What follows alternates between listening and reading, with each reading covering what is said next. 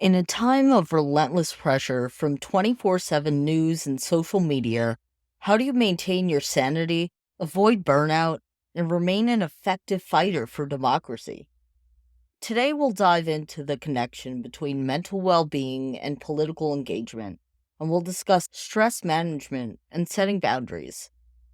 Join us as we step away from the constant stream of news and social media, take a breather, and explore how self care can boost our ability to make a positive difference in the world. Remember, taking care of ourselves isn't a luxury, it's a crucial step towards becoming more effective and sustainable champions of democracy. Hi there, and welcome to Critical Defiance. It's Monday, March 10th, 2025. I'm Bobby Socks. Joining me today in the secret underground bunker is my co host, Niels. It's my turn to do the intro this week while he works all the knobs and dials. As for me, my friends describe me as a feral goblin child, and that's completely on brand. My interests include cavorting with gremlins, learning technology from trolls, activism with troglodytes, and keeping my co host mostly in line. In the booth today, we've also got Jack and Tyler, our two minions. As always, you can follow us, sign up for our newsletter, and find out more about the show over at criticaldefiance.com. Don't forget to subscribe to us in your favorite podcast app as well, hit the like button wherever possible, and so on. If you'd like to donate and help kickstart our efforts, you can head over to buymeacoffee.com/criticaldefiance.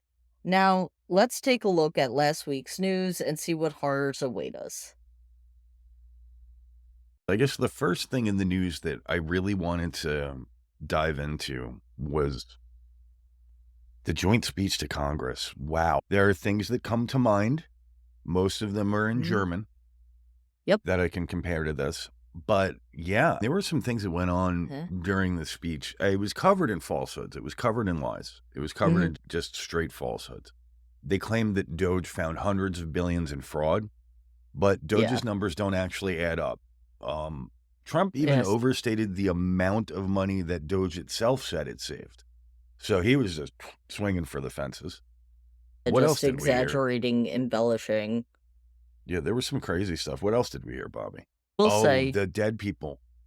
I did hear about that, but before that, it reminds me of things in German, and I will say I have seen historians here and there making those comparisons to almost direct quotes. But yeah, there are a lot of dead people taking our Social Security money over 120 years or older.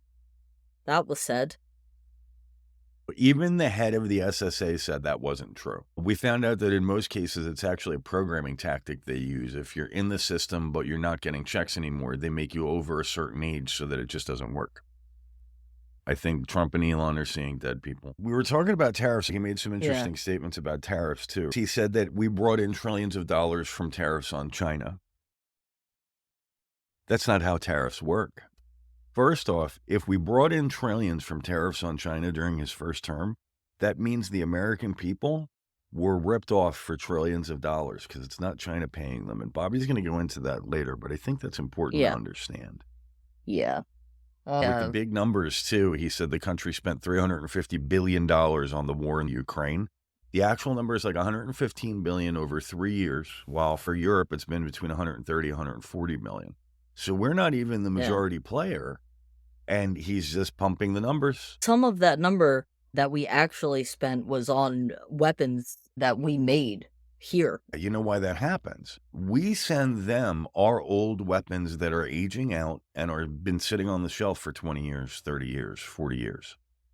They get them and use them, and we replace them with new ones here, so we have better stockpiles. It benefits us, too. Just saying. He called Elon the leader of Doge again and talked about how great Doge was under his leadership. Is he the leader of Doge or is he not? You tell the courts he's not. You say he is in speech. He isn't. Oh, there's somebody that we've appointed as the head of Doge. Nobody's heard from her. What is going on?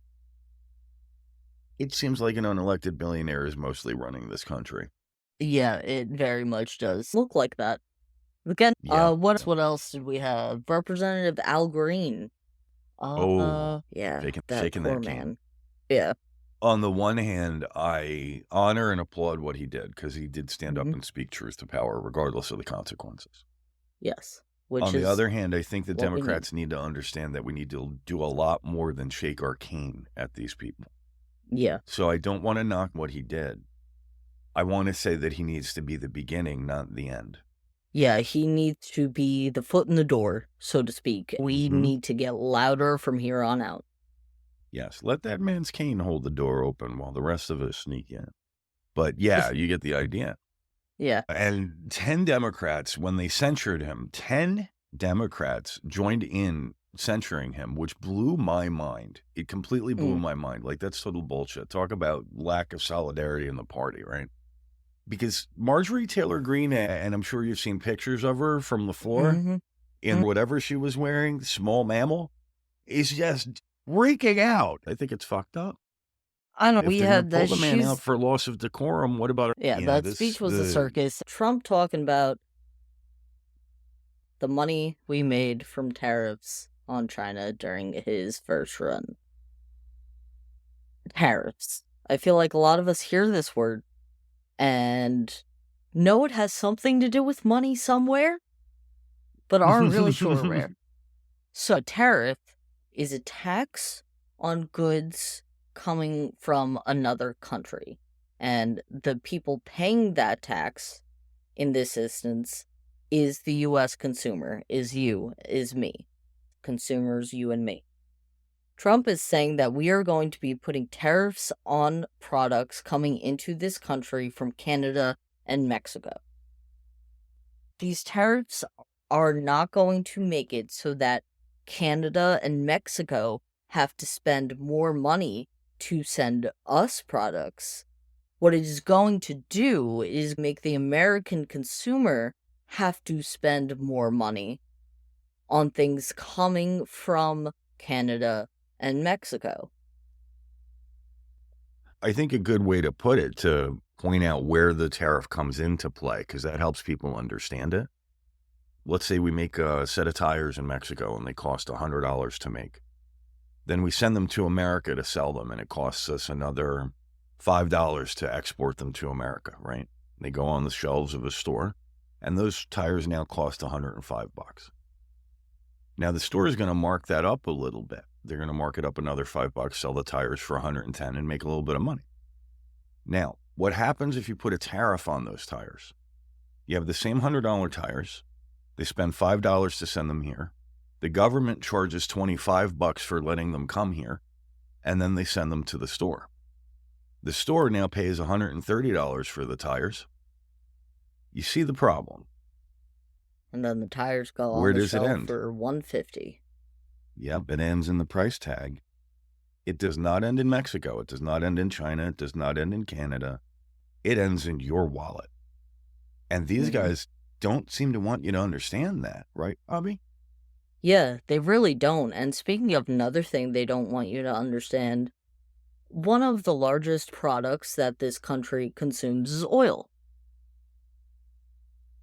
The two countries that give America the most oil are Canada and Mexico. And we're So messing with them.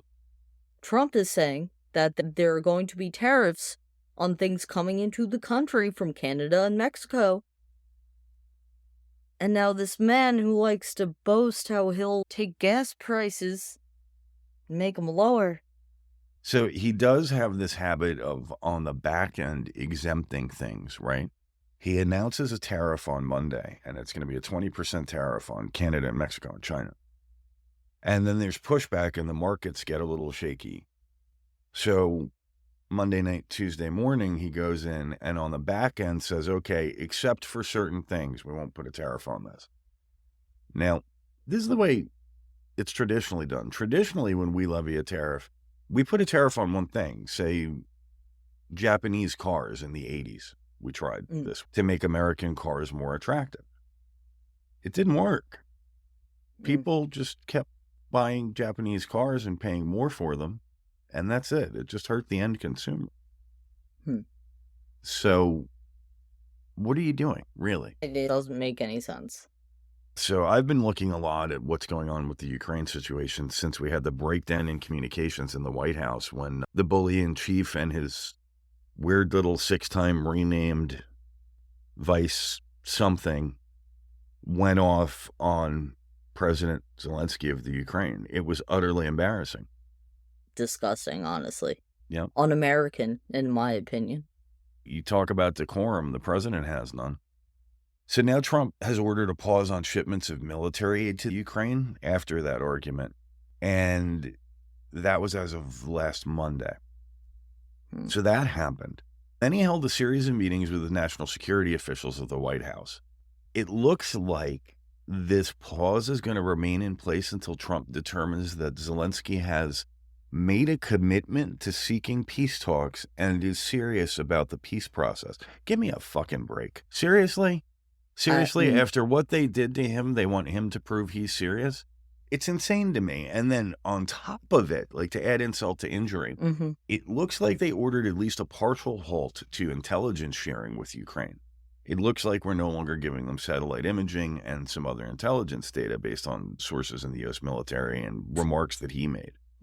So now we've got that going, which has triggered our own allies to reconsider whether they should be sharing intel with us. It's the all-Ukraine shit show that we created. It's insane. And our solution to this is we drafted an agreement that basically says we'll create a reconstruction investment fund in Ukraine that will be jointly managed by us and the Ukrainian government 50-50. And the short version is we want half of their natural resources. The U.S. said they were going to go in 50-50 with another country on something. It didn't go that well. Middle East much? Yeah. This is not good. So we've got that going on overseas. We've got all the churn with the Ukraine story, and we're still waiting to see how it shakes out this coming week. And then at home, talk about we're sitting here trying to understand things. And now they're trying to take away people's understanding of things. Yeah, Bobby, what's going on with that stuff, the Department of Ed stuff? So as we sit here and try to educate ourselves and educate each other and educate all of you, the president and current government are trying to dismantle the Department of Education. This is something I'd known he's had in his head. It has been something that people are generally aware of. Been talking about it for a while, but nobody took it seriously because it just sounds insane. It looks like we are in the process of dismantling the Department of Education. The secretary, Linda McMahon, has spoken about this and said it would require Congress to act on this as well. And with what's been going on in Congress, the fact rubber that stamp land. Yeah, the fact that this decision is going to be brought to them. Because it's become rubber stamp land. That's where we really have the problem is these people have caved into fear and the love of power on one side and the other, depending on which is motivating them. Yes, and just in general, when talking about dismantling the Department of Education, what we're looking at here is pulling funding from public schooling throughout the country. And if any of you are still working on your student loans, good luck. Forget about forgiveness. Speaking of student loans, funding for student loans would start to dry up. So that's going to get interesting. There's all sorts of educational programs that are geared toward low-income students and disabled students that would be cut.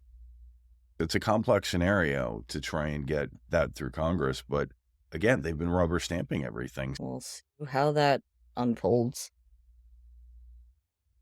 And then speaking of rubber stamping things, Amy Coney Barrett is not having a good time lately. MAG is actually going after one of their own now for not rubber stamping everything that Trump wants. Have you heard about this? I heard she didn't approve something. Yeah, so she hasn't complied with him in her Supreme Court decisions to date, and social media has been going nuts. They've been calling her a DEI hire. They've called her outright evil. It's interesting to see what happens when one of their own doesn't do as they're told. So I'm just going to come out and say it. That's cult-like behavior. It's cult-like behavior, and it's cult-like control behavior being executed on a Supreme Court justice. It's insane. and on a global level, because with the way social media is now, when you have that Oh, type yeah. of cult behavior, the pressure's even worse on that defecting person. As long as we're talking about cults, I know you had something you wanted to say about the anti-vax cultists.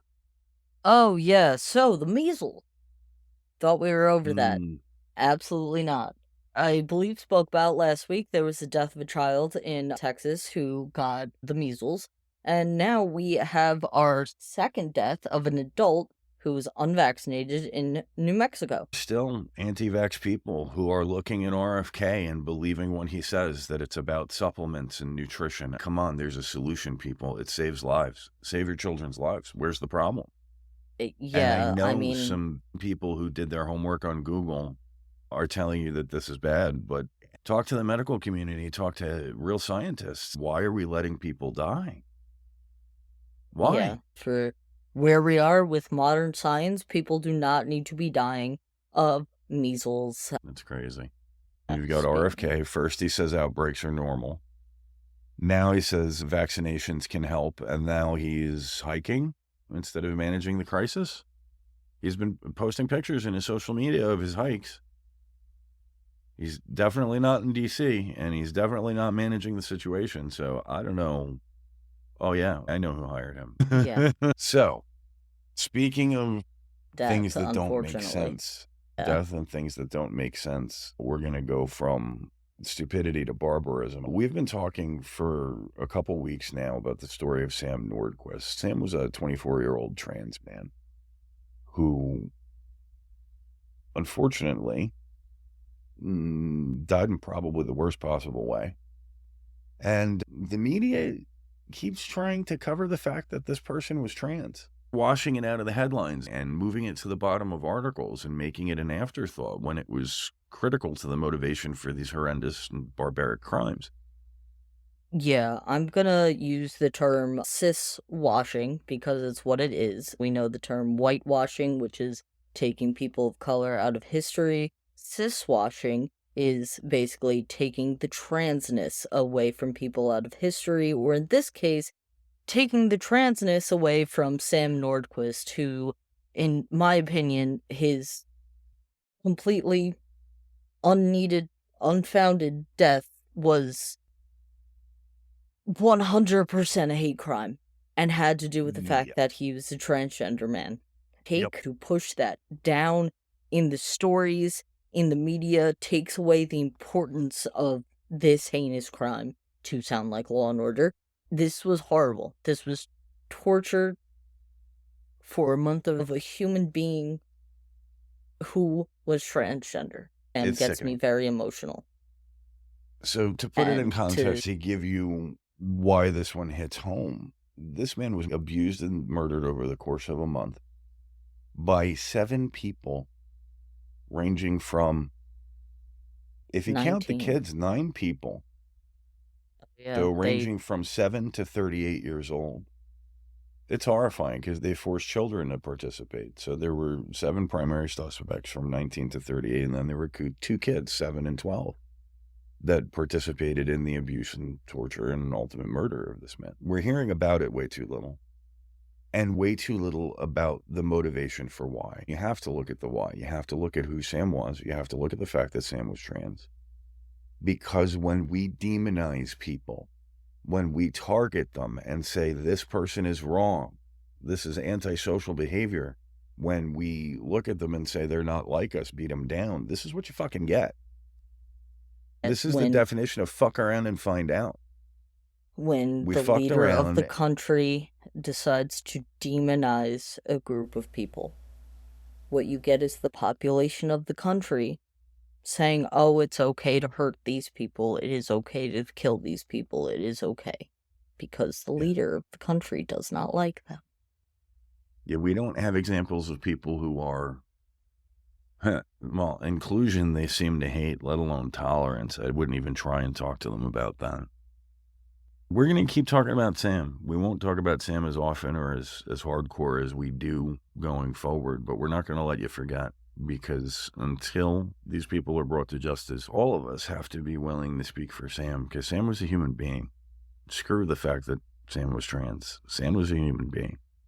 The fact that we as a society have allowed things like this to begin to happen should be a wake-up call. We should be stepping up our efforts to make sure that they don't continue to happen.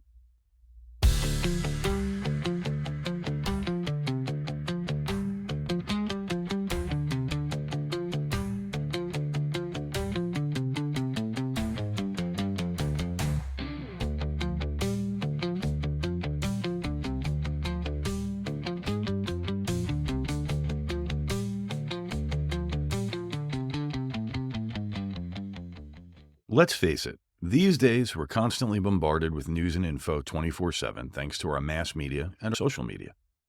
This overload can seriously mess with our mental health, leading to burnout and making it harder to get involved or stay involved with politics. Some of this is actually a part of the plan by the people in power, designed to wear us down. We're not about to let them do that now, are we? In order to narrow things down, we've researched a bit, talked to a number of professionals, and isolated some of the most common and useful ideas on the topic of self-care. So, without further ado, let's take a trip through Critical Defiance's 12 Tips for a Sane Resistor. When it comes to trying to stay sane, stay together during this great, big, non-stop historical event we're all living through, one of the first things you should focus on is boundaries. Definitely. It's important to be informed. You don't want to be ignorant to what's going on right now. But if you just consistently doom scroll and take in all the nonstop negativity, you're just going to wear yourself down. Get yourself doom to the scrolling point. has taken on a new meaning lately, hasn't it? Yeah.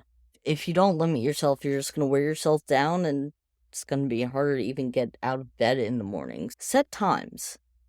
Decide the time of day you're going to look at the news, update yourself on what's going on, and don't let it be forever. Maybe a half hour at most if you're sitting there reading articles.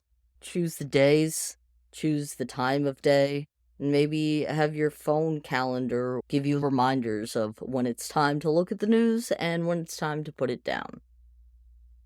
That's not a bad call. Now, for me, it's a little more fluid, but I'll tell you what I do. I basically look at the news twice a day, unless someone tells me the world is ending.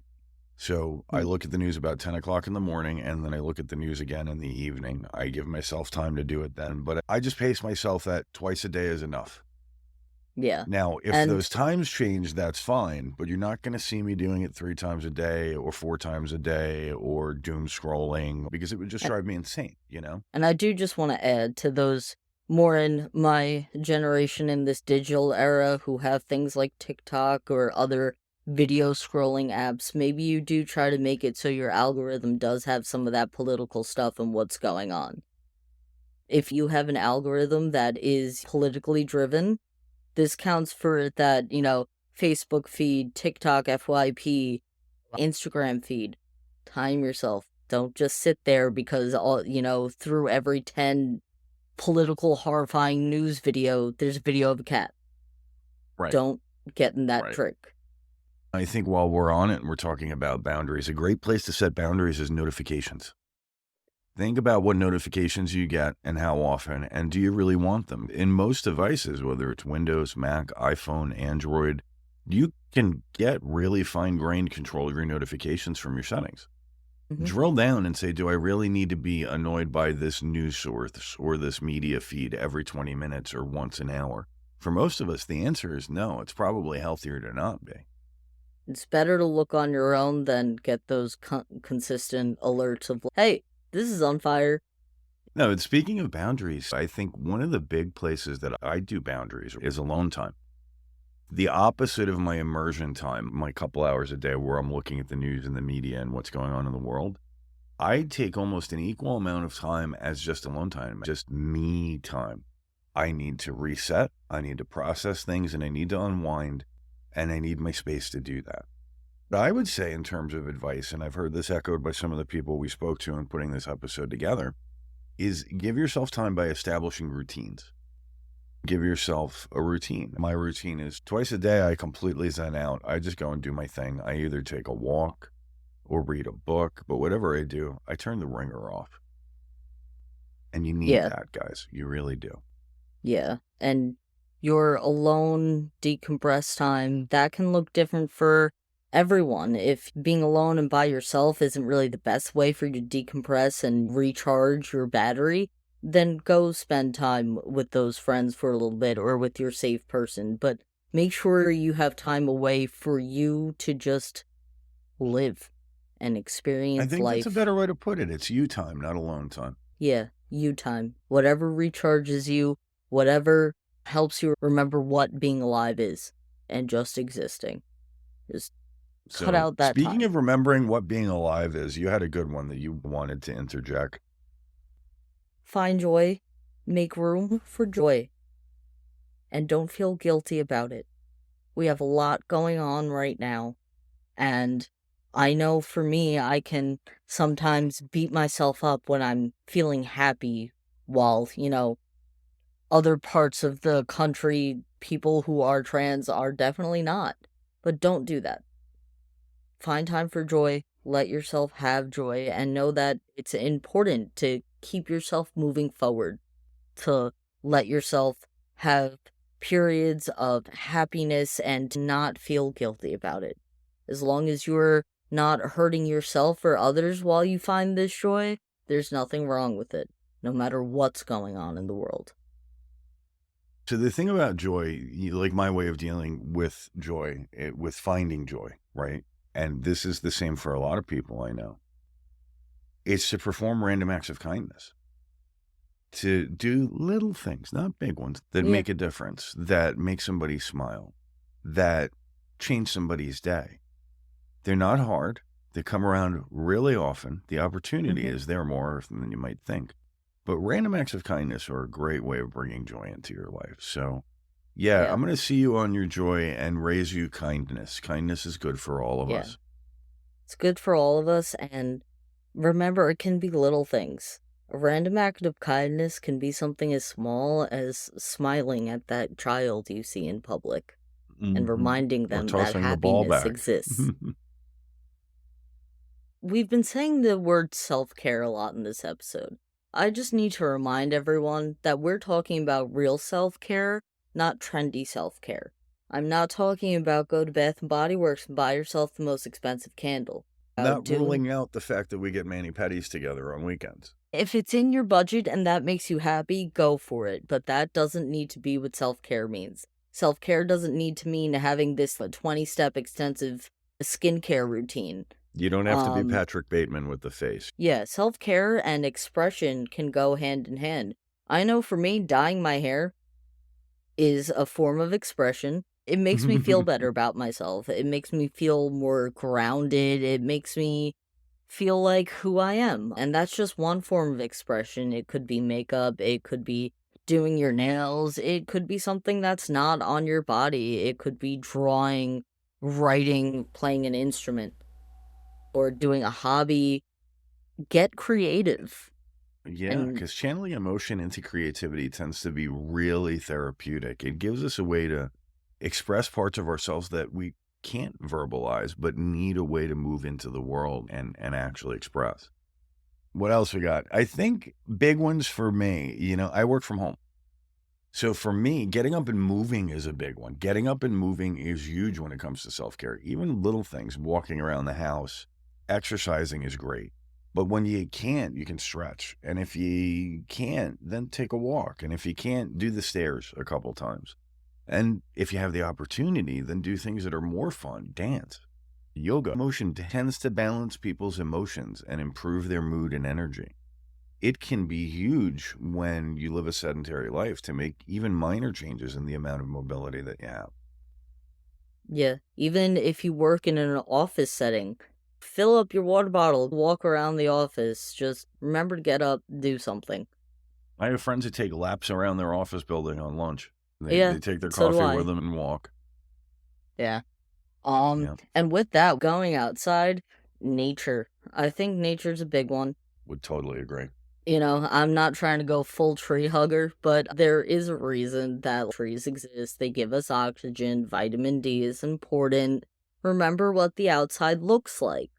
Even just Grass. touch grass, man. Even if it's just for 10 or 15 minutes. You don't have to go do a nature walk, take a hike, dance barefoot in the forest. If you want to do that, by all means, go ahead, more power to you. But remember that the outside exists, and just some fresh air, some 10, 15 minutes of sitting outside can help your brain You want sleep. something really wild, too. If you can take a walk in a natural setting like a park or even better, a forest, even small parks that have a decent amount of woods and trees are great for this. There are actually bacteria in the soil that have an effect on human neurochemistry. They tend to mellow us out and make us more in touch with our senses and decrease the level of chemicals like cortisol and increase the level of chemicals like dopamine. Wow, that's actually something I didn't know. Yeah, most people didn't catch that study. It came out 3 or 4 years ago, and they had found a number of different bacteria that have a direct effect on the human animal, so to speak.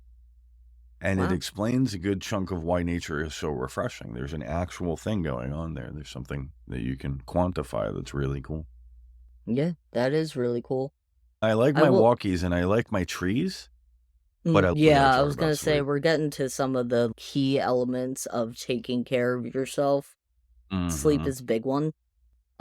It's hard in our capitalism, fast-paced, driven world to remember that sleep is important, but it is. If you're somebody who can take naps and enjoys taking naps, do that. Try to Do it go to when you sleep need at a to. regular time every night, or at least as close to a regular time. Remember Things like that sleep mode on your phone or do not disturb. Make sure that you're actually sleeping. Yeah, There are a that's couple big ones that people forget. Make sure your room is dark. There are 1,000 things in our lives now that have little LED lights on them to show that they have power, that they're charging, that they're working, or just because they wanted to put lights on them. When you go to bed, turn them off. Yeah. Because even small amounts of light have been proven in studies to disturb your body's natural rhythms during sleep. So go for as dark as you can deal with. To intertwine boundaries with the news and sleeping, don't make your time to check up on the news right before you go to bed. Or first thing after you wake up.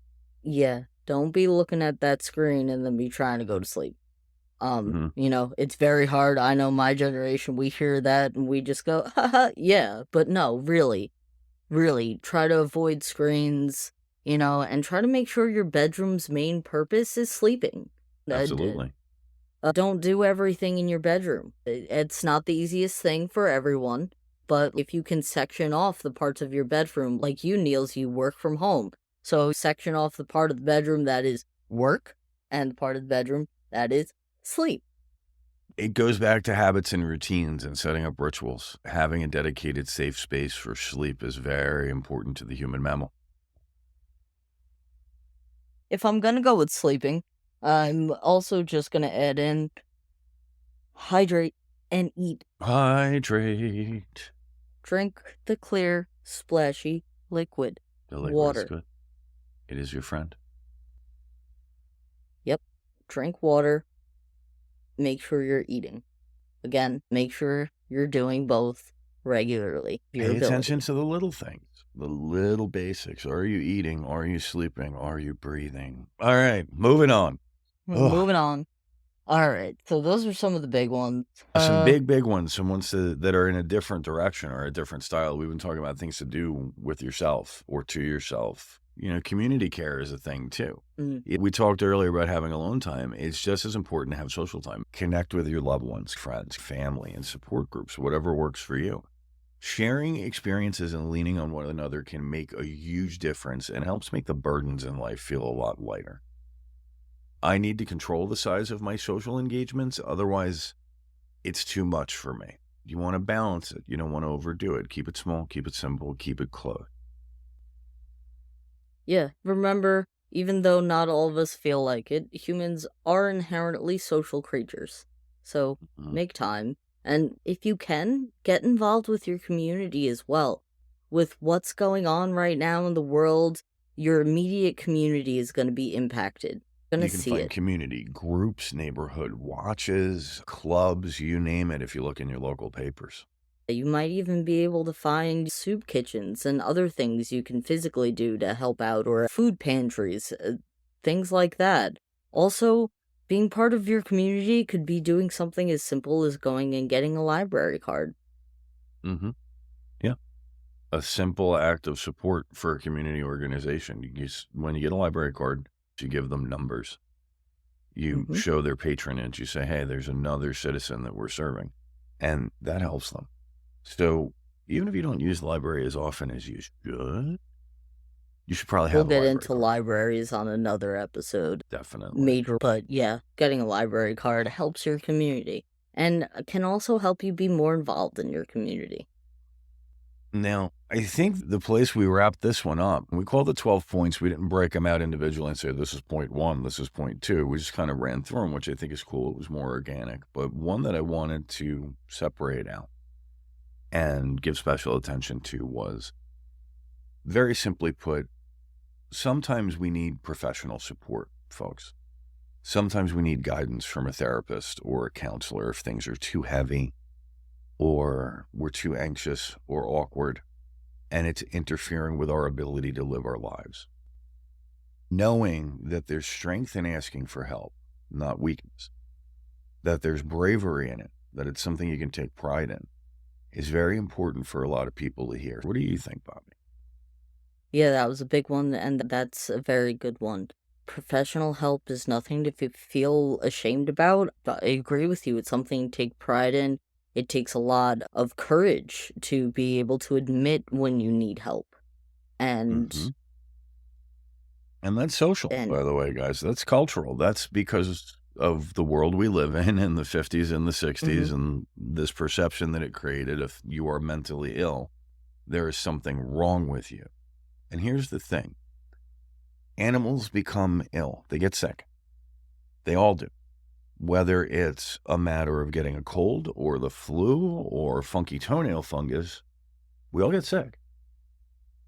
Sometimes your brain gets sick too.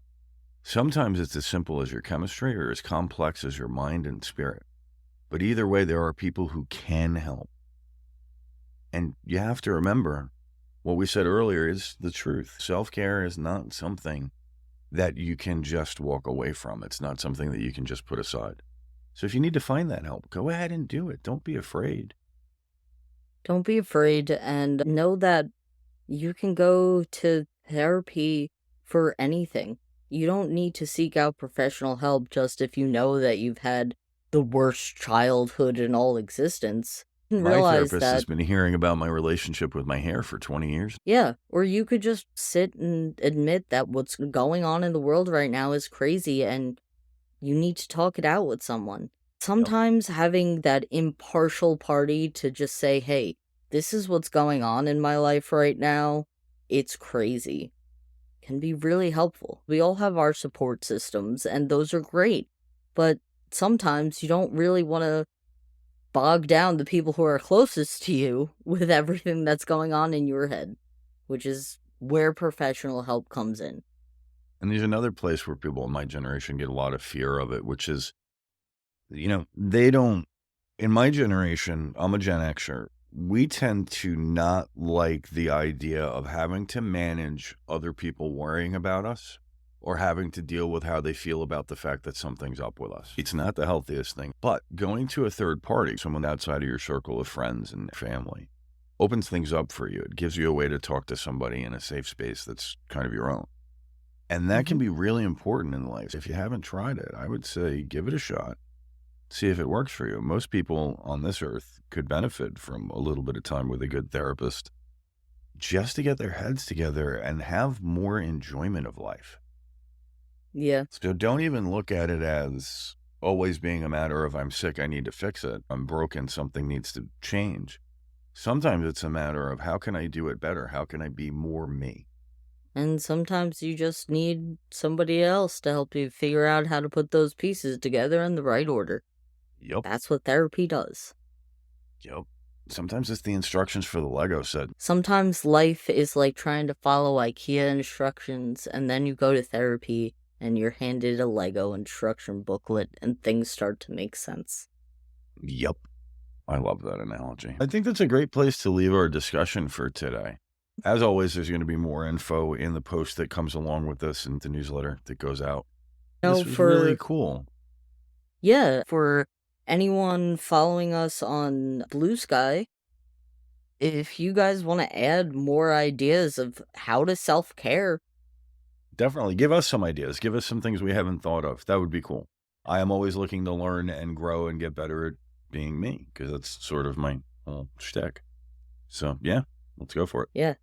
So anywhere you follow us where you can comment or send us ideas, do it. The more ways we have to take care of ourselves, the more ways we have to spread to others to help them take care of themselves. All right, guys. So thanks for joining us on Critical Defiance this week. Don't forget to subscribe and share our podcast on Spotify, Apple Music, YouTube, and wherever you listen, really. It all helps. While you're at it, sign up for updates over at criticaldefiance.com. Bonus points if you tell your friends how to find our podcast. Until next time, this is Niels and my partner in crime, Bobby Sox, signing off. Stay informed, stay engaged, and keep the spirit of democracy alive out there.